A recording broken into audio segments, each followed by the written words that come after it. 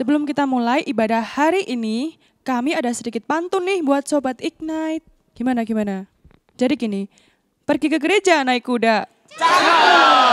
Disuruh berhenti, kudanya nekat. Sobat Ignite dimanapun berada, semoga selalu sehat dan berlimpah berkat.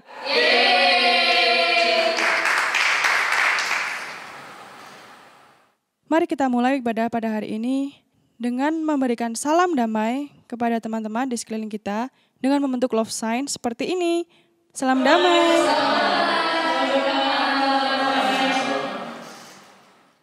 Marilah kita menyatukan hati dan pikiran kita untuk beribadah kepada Tuhan Yesus dan menceritakan sukacita kasih setianya selama-lamanya.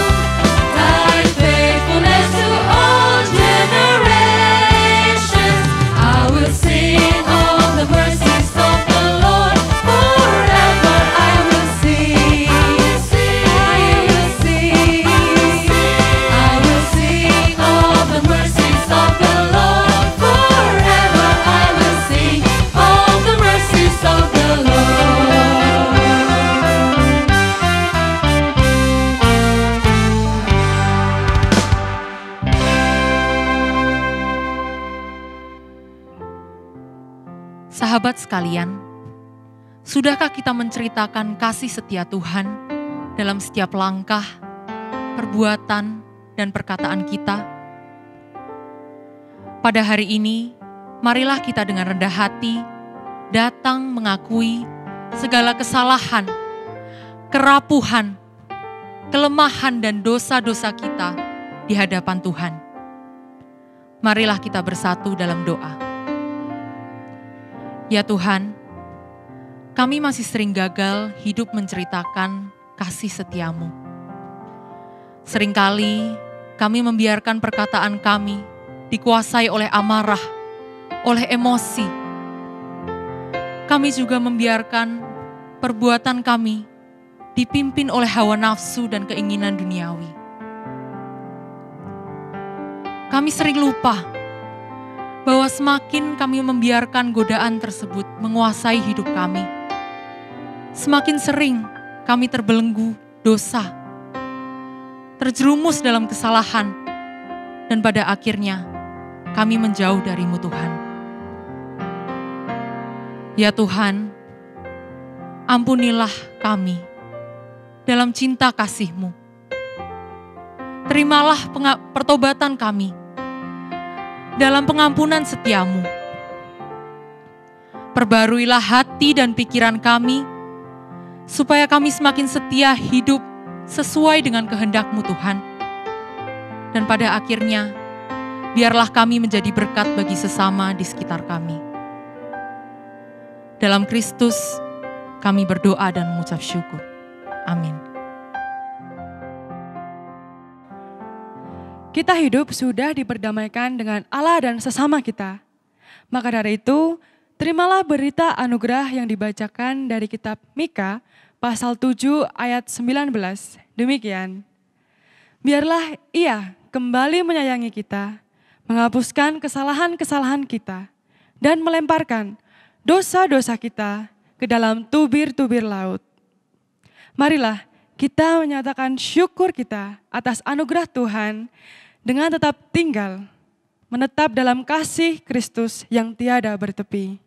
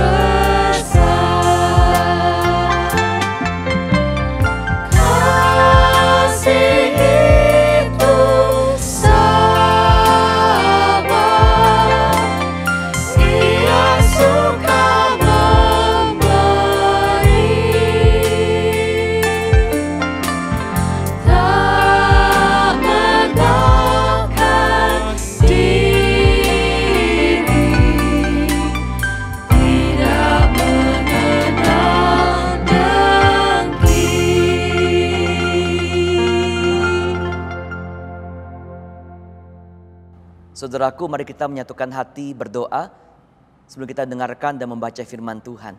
Kita berdoa.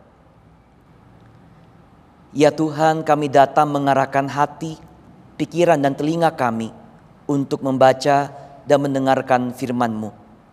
Kami juga datang mempersembahkan hidup kami untuk taat mengikuti terang cahaya firman-Mu yang senantiasa memandu langkah kehidupan kami, tutur kata, sikap, dan perilaku hidup kami sehari-hari. Karena itu ya Tuhan, bersabdalah kepada kami semua, karena kami telah siap untuk menerima taburan benih firman-Mu. Engkau juga layakkan dan menguduskan hamba-Mu dalam segala kelemahan, keterbatasan, dan kehinaannya, agar dilayakkan dan dimampukan dalam anugerah dan kuasa pertolongan Roh Kudus untuk menjelaskan firman-Mu dengan baik dan jelas. Di dalam anugerah Kristus, kami semua datang menyambut sabda-Mu. Amin. Saudaraku, pembacaan Alkitab akan dibacakan dari Kisah Para Rasul pasal 3 ayat 1 sampai 10. Beginilah firman Tuhan. Pada suatu hari menjelang waktu sembayang, yaitu pukul 3 petang, naiklah Petrus dan Yohanes ke bait Allah. Di situ ada seorang laki-laki yang lumpuh sejak lahirnya, sehingga ia harus diusung. Tiap-tiap hari orang itu diletakkan dekat pintu gerbang bait Allah yang bernama Gerbang Indah untuk meminta sedekah kepada orang yang masuk ke dalam bait Allah. Ketika orang itu melihat bahwa Petrus dan Yohanes hendak masuk ke bait Allah, ia meminta sedekah. Mereka menatap dia dan Petrus berkata, "Lihatlah kepada kami." Lalu orang itu menatap mereka dengan harapan akan mendapat sesuatu dari mereka. Tetapi Petrus berkata, "Emas dan perak tidak ada padaku, tetapi apa yang kupunyai kuberikan kepadamu. Demi nama Yesus Kristus orang Nazaret itu, berjalanlah." Lalu ia memegang tangan kanan orang itu dan membantu dia berdiri. Seketika itu juga kuatlah kaki dan mata kaki orang itu. Ia melonjak berdiri lalu berjalan kian kemari dan mengikuti mereka ke dalam bait Allah. Berjalan dan melompat-lompat serta memuji Allah. Seluruh rakyat itu melihat dia berjalan sambil memuji Allah. Lalu mereka mengenal dia sebagai orang yang biasanya duduk meminta sedekah di gerbang indah bait Allah. Sehingga mereka takjub dan tercengang tentang apa yang telah terjadi padanya. Demikianlah firman Tuhan yang merupakan nafas kehidupan dan penuh kehidupan kita sehari-hari. Haleluya.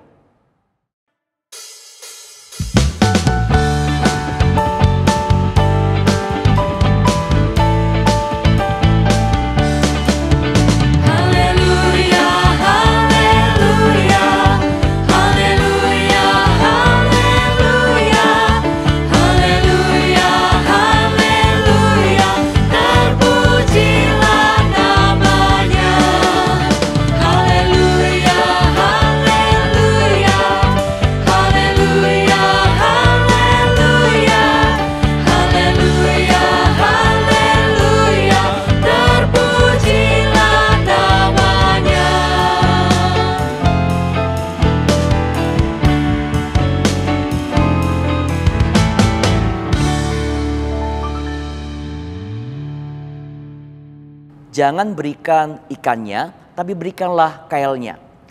Pepatah ini memberikan pesan kepada kita bahwa kalau kita memberi kepada seseorang, maka pemberian kita itu harus tepat sasaran, tepat guna, memberdayakan orang tersebut. Memang saudara, kita perlu memberi dengan hati yang tulus, tetapi kita perlu juga bijak dalam memberi. Kita perlu tahu apa tujuan kita memberi. Sehingga pemberian kita itu tidak membuat orang yang menerima pemberian kita menjadi malas bergantung kepada kita. Tapi justru membuat dia bisa memberdayakan pemberian itu juga untuk orang lain. Kenapa saudara? Karena ada orang memberi untuk memanfaatkan orang lain. Dia memberi supaya orang yang menerima pemberiannya itu merasa berhutang budi kepadanya. Hingga suatu saat dia akan meminta kembali apa yang telah dia berikan kepada orang itu. Ada juga orang memberi untuk mengharapkan sesuatu. Ada kepentingan yang hendak dia raih. Dia ingin tenang, dia ingin dikenal sebagai orang yang baik, orang yang bermurah hati. Dia ingin mendapatkan imbalan. Apa orang memberi karena terpaksa atau dipaksa? Gak mau repot, gak mau diganggu. Ketimbang orang itu terus mengganggu saya, maka saya berikan saja deh supaya dia cepat-cepat pergi. Dengan hati yang tidak tulus kita memberi saudara. Jadi apapun yang kita lakukan, meskipun kita memberi kepada orang lain, ujung-ujungnya semua kembali kepada aku, demi aku, dan untuk kepentingan aku. Nah saudara, sesungguhnya dikala kita belajar untuk memberi kepada orang lain, dikala kita bekerja, kita berumah tangga, kita berkuliah, kita melayani, dikala kita beribadah, apapun yang kita lakukan, sesungguhnya kita sedang mengembalikan berkat yang telah Allah percayakan kepada kita, yang telah Allah limpahkan kepada kita. Jadi apapun yang kita perbuat, yang kita kerjakan, kita sedang menyatakan cinta kasih Tuhan. Kita menceritakan tentang berkat penyertaan Tuhan dalam kehidupan kita. Berkat yang begitu melimpah. Jadi saudara, dikala kita memberi kebaikan kepada orang lain, orang itu menerima kebaikan dari kita. Dan dia melihat teladan kita adalah orang yang berbuat baik. Dan bukan cuma melihat, dia merasakan ketulusan hati kita dalam kita memberi kepadanya. Memang hati gak bisa dilihat, tapi hati bisa dirasakan saudara. Sehingga ketika dia merasakan bahwa dia dicintai oleh kita, dia merasakan ketulusan hati kita, dia pun belajar untuk mau memberkati orang lain, mencontoh apa yang kita lakukan. Maka sebaliknya, kalau kita menabur kebencian, orang akan menerima rasa benci dari kita. Dan dia akan melihat kita adalah orang yang seorang pembenci. Orang yang tidak baik, orang yang suka melakukan kebencian. Maka dia akan melihat bahwa itu bukan hal yang baik. Dan dia gak akan mendapatkan berkat saudara. Jadi apapun yang kita lakukan, haruslah kita lakukan itu untuk mengembalikan, menceritakan berkat yang telah Tuhan berikan kepada kita. Sehingga orang yang menerima, yang mendengarkan, yang melihat apapun yang kita katakan, yang kita lakukan, mereka merasakan dan juga belajar membagikan berkat itu. Nah saudaraku, hal inilah yang dilakukan oleh Petrus dan Yohanes. Pada waktu itu dalam bacaan kita, di gerbang indah, salah satu pintu bait Allah, ada seorang pengemis yang sejak lahir dia telah lumpuh. Bayangkan kalau Alkitab memberikan keterangan, berarti orang itu dikucilkan dari masyarakat umum. Karena biasanya orang yang cacat sejak lahir dianggap orang berdosa. Kalau bukan dosanya, maka dosa orang tuanya. Nah, seorang pengemis yang lumpuh ini bersama teman-temannya, mereka mencari sedekah di bait Allah, bukan di pasar. Karena tempatnya strategis. Selain banyak orang yang datang, maka orang juga yang datang ke bait Allah itu akan memberi sedekah sebagai bentuk penghormatan kepada Allah. Dan seorang pengemis ini bersama teman-temannya, mereka ditempatkan di dekat gerbang yang begitu indah. Tempat orang keluar dan masuk pasti melewati gerbang itu. Nah, pada hari itu mereka seperti biasanya meminta sedekah. Dan seorang pengemis yang lumpuh ini, dia melihat Petrus dan Yohanes masuk ke bait Allah. Dan hari itu direspon. Ternyata Petrus dan Yohanes juga melihat dia. Tentu sangat senang. Wah, ternyata perhatian yang kuberikan bisa menarik dua orang yang bernama Petrus dan Yohanes. Si pengemis ini mengharapkan akan mendapatkan sedekah dari Petrus dan Yohanes. Tetapi apa yang dikatakan Petrus kepada dia? Maaf, kami gak bisa memberikan sedekah. Emas dan perak tidak ada kepada kami. Tapi kami akan memberikan sesuatu yang kami punya, yang kami miliki. Di dalam nama Tuhan Yesus, demi Yesus berjalanlah. Si pengemis ini tidak pernah berpikir dia akan menerima sebuah pemberian yang melepaskan dia dari belenggu penderitaan, belenggu keputusasaan. Dia gak pernah berpikir bahwa dia akan kembali berjalan. Yang dia pikirkan adalah, aku dari sudah lahir sudah lumpuh. Maka yang aku bisa lakukan menerima keadaanku. Dan aku belajar meminta sedekah untuk menafkahi hidupku. Tapi hari itu seorang lumpuh yang terbiasa dengan keadaannya ini, dia dilepaskan dari belenggu hidupnya yang menderita. Dari yang tidak berdaya. Hidupnya dibebaskan melalui Petrus dan Yohanes yang menyatakan kuasa Yesus.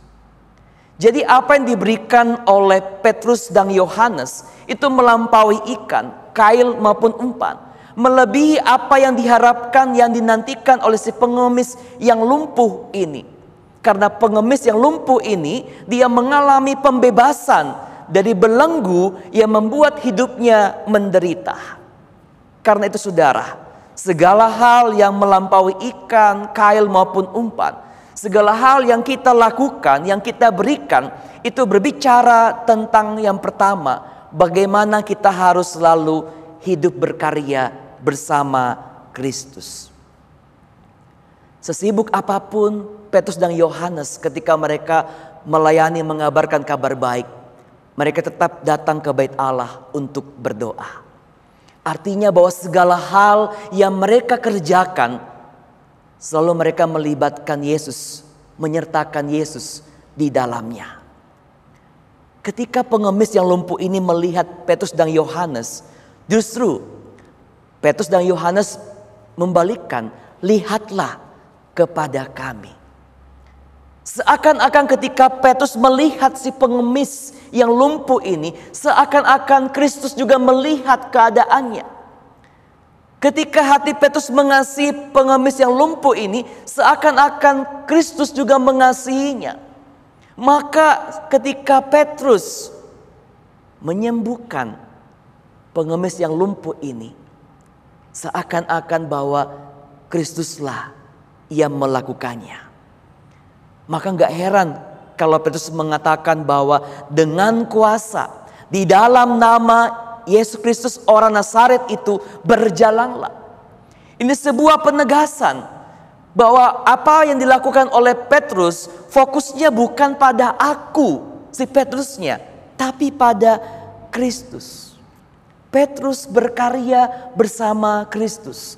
Maka apa yang dia lakukan sungguh merupakan sebuah pemberian yang mengubah kehidupan si pengemis yang lumpuh ini. Saudara, terkadang kita jadi sombong rohani.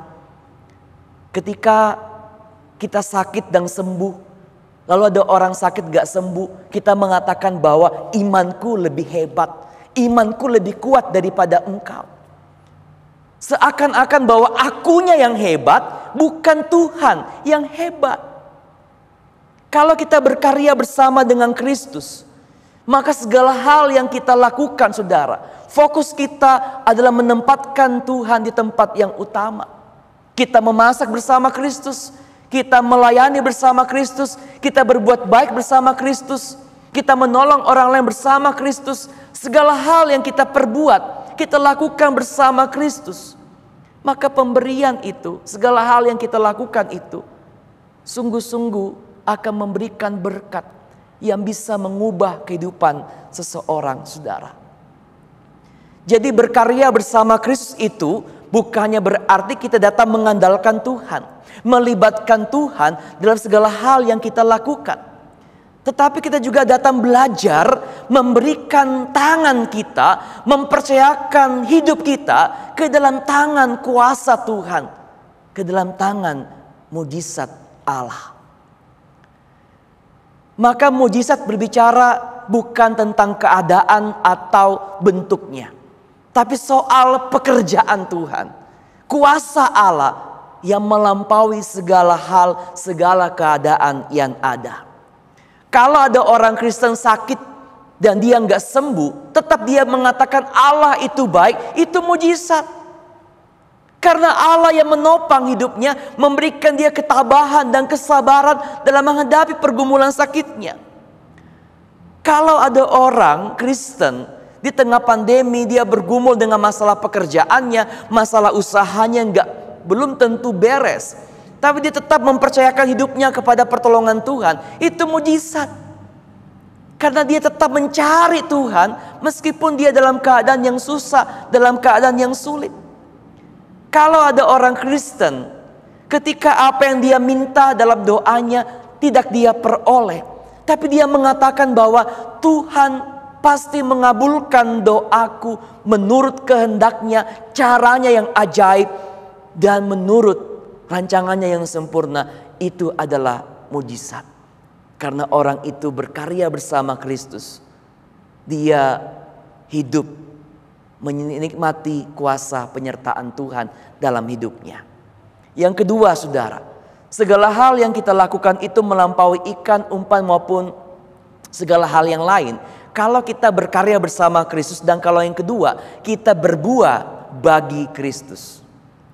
Saudara, Tuhan tidak hanya memakai Petrus dan Yohanes untuk menyatakan kuasanya, tetapi Tuhan juga memakai pengemis yang lumpuh ini untuk menceritakan tentang kuasa Yesus, untuk menceritakan pekerjaan baik yang dinyatakan lewat Petrus maupun Yohanes kepada dirinya. Saya percaya bahwa pengemis yang lumpuh ini berterima kasih kepada Petrus. Tetapi yang jelas adalah dia memuji Allah. Allah yang dipermuliakan melalui kesembuhannya. Maka dia melompat ke sana kemari dengan begitu gembira. Dia menceritakan bukan apa yang telah dilakukan Petrus kepadanya, tetapi apa yang telah dilakukan Allah kepadanya. Pengemis ini meminta Petrus menurut apa yang dia mau. Tetapi Tuhan memberikan sesuatu yang berbeda dengan apa yang dia minta. Yang paling dia butuhkan, yang terbaik untuk dia, yaitu kesembuhan. Maka saudaraku yang dikasihi oleh Tuhan, ketika pengemis ini dibebaskan dari belenggu yang dia alami, maka dia bisa berbuah bagi Kristus. Maka selama kita membiarkan belenggu-belenggu yang gak baik itu menguasai hidup kita, kita gak akan pernah bisa berbuah maksimal kepada Tuhan. Kalau kita mempertahankan belenggu kebencian, belenggu kemalasan, belenggu dosa, belenggu-belenggu yang membuat kita akhirnya gak bisa memuliakan Allah secara maksimal, kita gak akan pernah bisa hidup berbuah bagi Kristus. Maka saudara, mintalah bukan apa yang kita mau, tapi mintalah kepekaan supaya kita bisa mengerti apa yang Tuhan mau kita lakukan dan kita kerjakan. Mintalah pemberian terbaik dari Tuhan supaya kita bisa menjadi orang Kristen yang bernilai plus. Orang Kristen yang setiap hal yang dia katakan, yang dia lakukan, yang dia berikan ada nilai plusnya. Karena dia melibatkan Tuhan, dia melakukannya untuk berkarya dan berbuah bagi Kristus. Saya masih ingat doa seorang Kristen yang kena kanker, yang dipastikan dia akan meninggal karena kansernya sudah menjalar kemana-mana. Dia berdoa begini, Tuhan, kalau Engkau berkenan menyembuhkan aku, biarlah kesembuhan itu dipakai untuk menceritakan kuasa-Mu. Tetapi Tuhan, kalau memang aku gak sembuh, berikanlah aku kekuatan, ketabahan, kesabaran, supaya aku tetap bisa menceritakan kebaikan dan kuasa-Mu dalam ketidaksembuhanku. Itulah orang yang berkarya bersama Kristus dan berbuah bagi Kristus. Jadi saudara, jangan berhenti berbuat kebaikan. Jangan berhenti memberi bantuan, menolong orang lain. Jangan berhenti memberkati orang-orang di sekitar kita lewat kata kita, sikap kita, dan perbuatan hidup kita sehari-hari. Karena Allah sudah memberkati kita, karena Allah sudah mengasihi kita, karena Allah sudah mengampuni kita, karena Allah sudah berbuat baik kepada kita, karena Allah mempercayakan berkatnya kepada kita, maka kita belajar menyatakan berkat itu kepada orang lain. Maka saudara, kalau saat ini diri kita sedang dibelenggu oleh berbagai hal, lepaskanlah belenggu itu. Mintalah Allah melepaskan belenggu itu, supaya kita mampu berkarya bersama Kristus dan berbuah bagi Kristus. Dan kalau ada orang-orang di sekitar kita, anggota keluarga kita, sahabat kita yang kita tahu dia hidup dalam belenggu-belenggu yang tidak baik, berdoalah supaya kita bisa hadir, mendoakannya, menasihatinya, menolongnya, dan memperjumpakan kuasa Yesus dalam segala hal yang kita berikan kepadanya. Maka tagline khotbah saya pada hari ini, kasih dan kuasa Tuhan enggak dibatasi oleh bentuk pemberian kita maupun keadaan yang ada. Karena kasih dan kuasa Tuhan sanggup bekerja melampaui segala kelemahan, keterbatasan, dan kemampuan kita. Amin.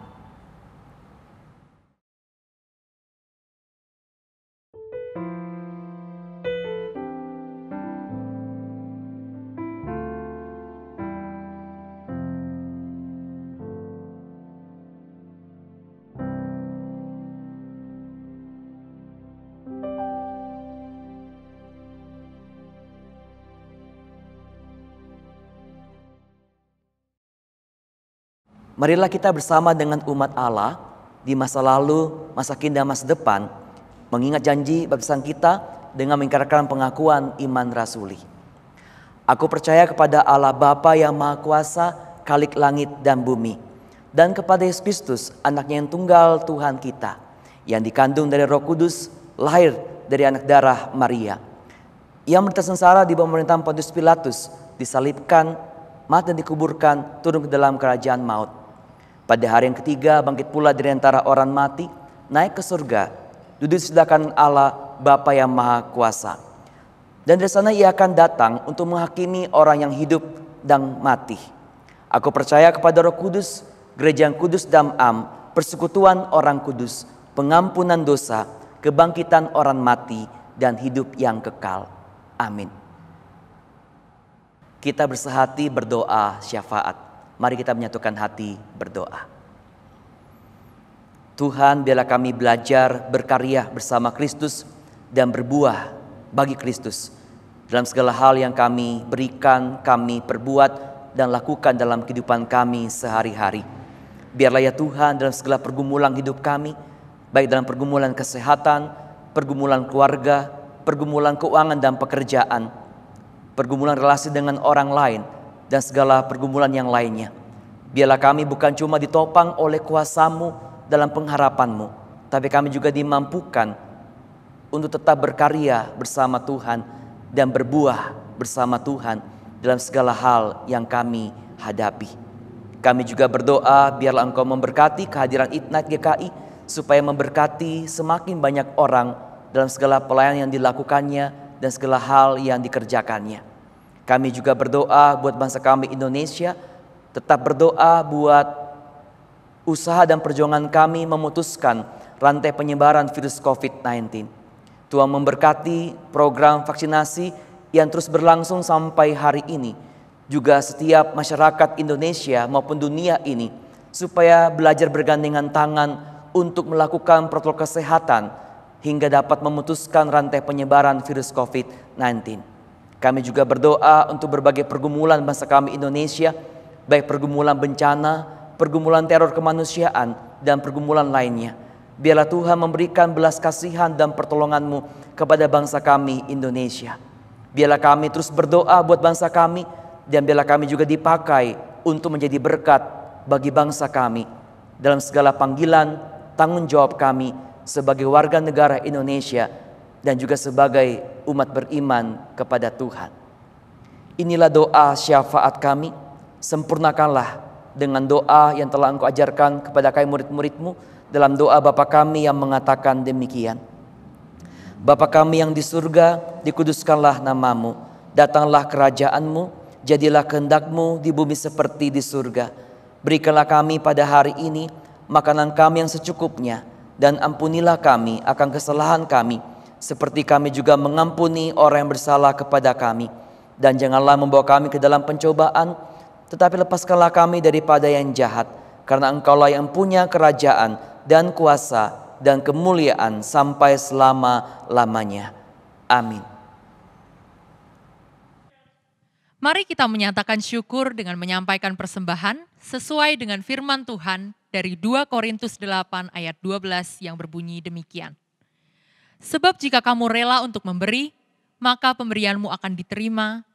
Kalau pemberianmu itu berdasarkan apa yang ada padamu, bukan berdasarkan apa yang tidak ada padamu. Sahabat sekalian dapat memberikan persembahan ke gereja masing-masing sesuai dengan cara yang telah disepakati.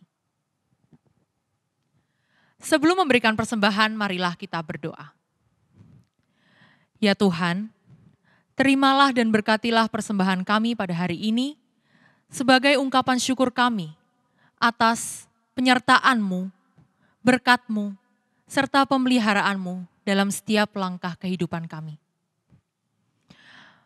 Arahkanlah kami agar dapat memanfaatkan uang persembahan ini untuk menyatakan pekerjaan yang baik, damai dan sukacita bagi seluruh sesama kita di dunia ini.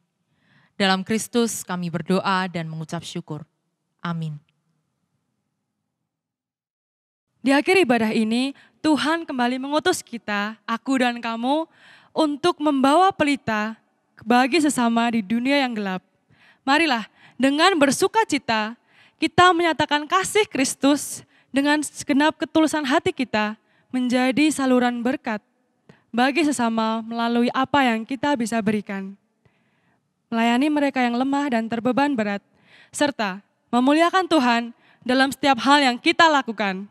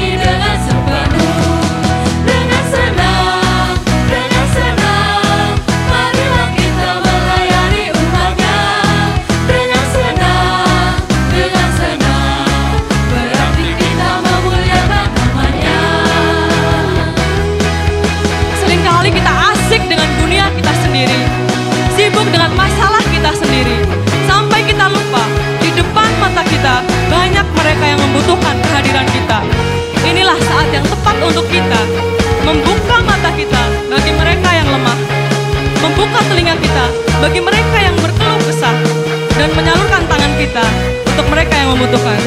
Karena itulah ibadah yang sejati dan berkenan bagi Tuhan, dan karena itulah kita dipanggil. Tuhan mengutus kita ke dalam dunia untuk melawat orang terbelenggu, meski dihina serta dilanda duka, harus melayani dengan sepenuh. Dengan senang, marilah kita melayani umat-Nya. Dengan senang,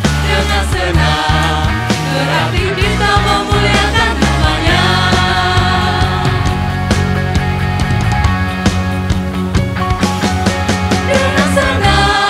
Dengan senang, marilah kita melayani umat-Nya. Dengan senang, berarti kita memuliakan nama-Nya.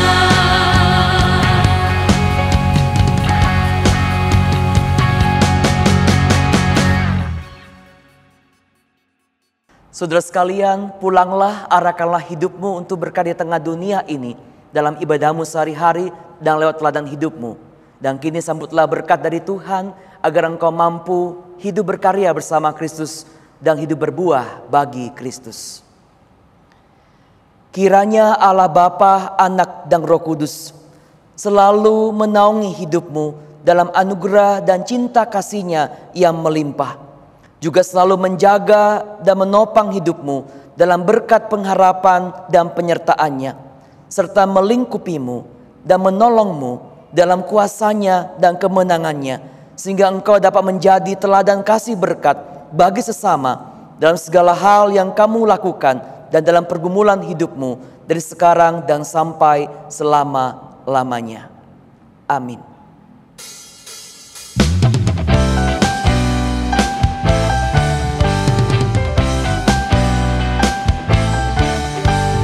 Haleluya,